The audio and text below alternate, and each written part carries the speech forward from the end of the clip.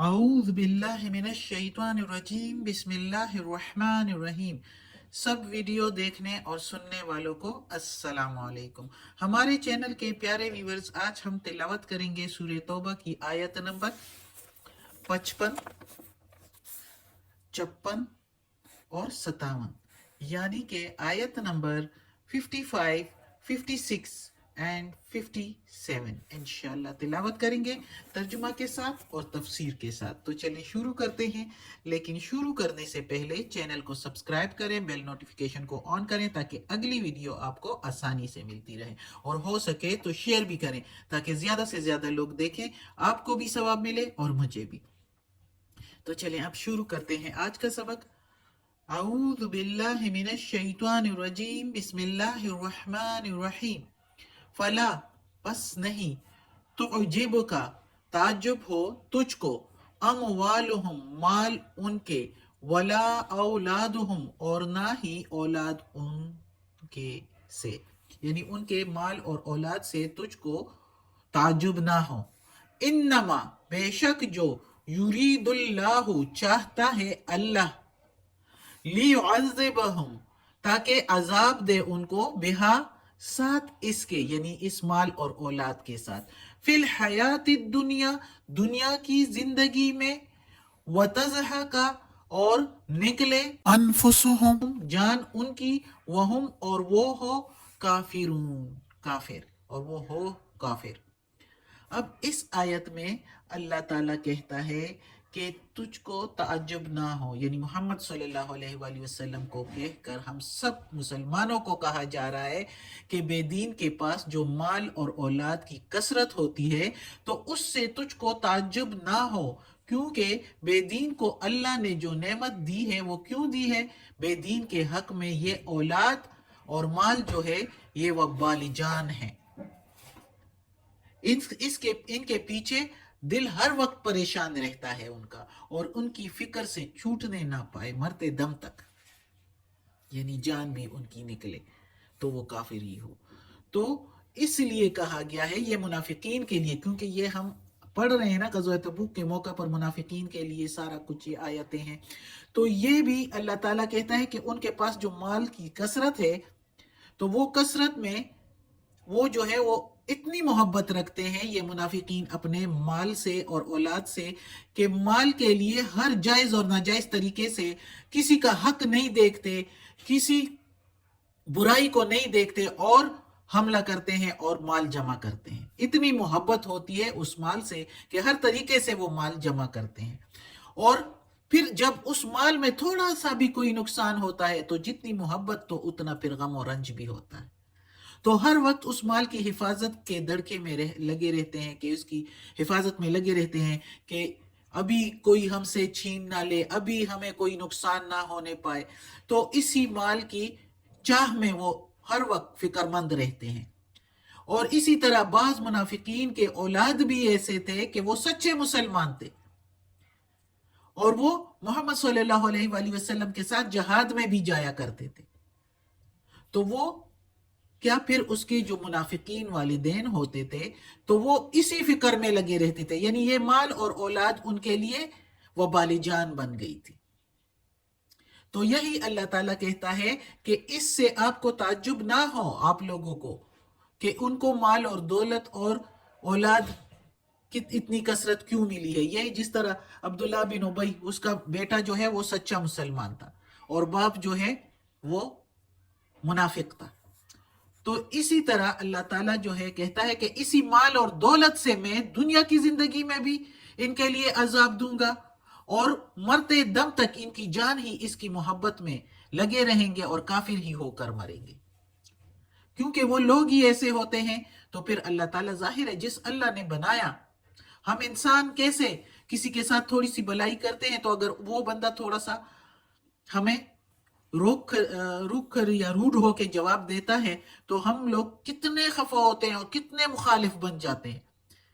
تو اللہ نے تو پیدا ہی کیا ہے، اللہ ہی نے سب کچھ دیا ہے، تو وہ اللہ کی جب نافرمانی کریں گے اور سرکشی کریں گے، شیطانیت کریں گے، شیطان کے دوست بنیں گے، تو پھر اللہ کو تو غصہ آئے گا نا، تو اللہ پھر کہتا ہے کہ ان کی جان ہی نکلے کافر ہو کر، اور پھر ادھر آ جائے تو ادھر دوسری جہان میں پھر دوزخ تیار ہے. اور جبکہ اللہ تعالیٰ نے بھیجا ہے کہ ادھر اچھے کام کرو تاکہ جنت مل جائے. تو جنت اور دوزخ دونوں اللہ نے تیار کیے ہیں. اللہ نے اپنے بندوں کو زیادہ تر جنت کی طرف کھینچنے کی کوشش کرتا ہے کہ یہ بندے میرے، کیونکہ اللہ تعالیٰ نے تو انسان کو خود مختار بھیجا ہے. تو جب انسان کو خود مختار بھیجا ہے، لیکن اللہ کی چاہت یہی ہوتی ہے کہ میرا بندہ میری طرف آئے. لیکن جب وہ شیطان کے قدموں پر چلتا ہے تو پھر اللہ تعالیٰ کہتا ہے جاؤ، میں نے دوزخ بھی تیار کیا ہوا ہے شیطان کے لیے اور تم بھی اس کے ساتھ ڈالے جاؤ گے. تو یہ اللہ تعالیٰ کہتا ہے کہ یہ ان کی مال اور دولت سے تعجب نہ ہو دوسرے لوگوں کو، ہم سب کو. اللہ ہمیں اپنے نیک لوگوں میں شامل کرے اور اللہ ہمیں منافقت سے بچائے. جو لوگ مال اور دولت اور اولاد پر زیادہ جان دیتے ہیں تو وہ منافقت میں آ جاتے ہیں. پھر اللہ ہمیں اس سے بچائے. اگلی آیت ہے وَيَحْلِفُونَ، اور وہ قسمیں کھائیں گے، باللہ ساتھ اللہ کے، انہم بے شک وہ لمنکم تم میں سے ہیں، وما ہم اور نہیں ہے وہ، وما ہم منکم اور نہیں ہے وہ تم میں سے. کم کے میننگ تم اور من کے میننگ میں سے، اور نہیں ہے. اللہ تعالیٰ صاف طور پر کہتا ہے کہ وہ تم میں سے نہیں ہے. وَلَكِنَّهُمْ اور لیکن وہ قوم یفرقون اور وہ لوگ ہیں تم سے ڈرنے والے، وہ تم سے ڈرتے ہیں اس لیے قسمیں اللہ کی کھاتے ہیں. یہ بھی منافقین کے لیے ہے، کیونکہ وہ غزوہ تبوک میں ساتھ نہیں گئے.